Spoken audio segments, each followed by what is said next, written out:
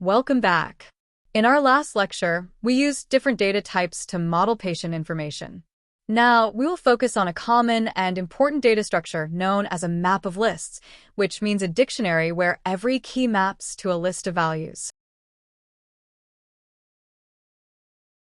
1. Defining the structure.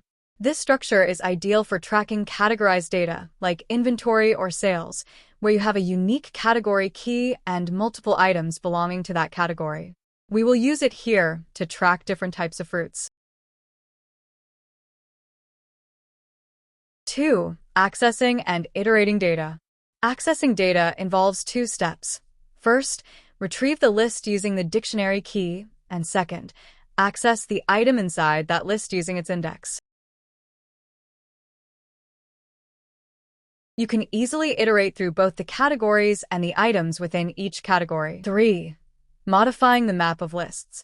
Since both the dictionary and the inner lists are mutable, we can add, remove, or modify items easily.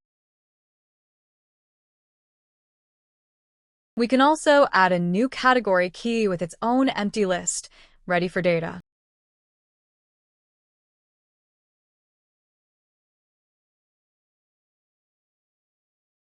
To summarize, the map of lists structure provides a flexible and logical way to group and manage related sets of data, leveraging the key-based organization of a dictionary and the ordered, mutable nature of lists. This concludes our sequence types. We now move on to Chapter 5, Special Types. Join me in Lecture 05-01, None Type.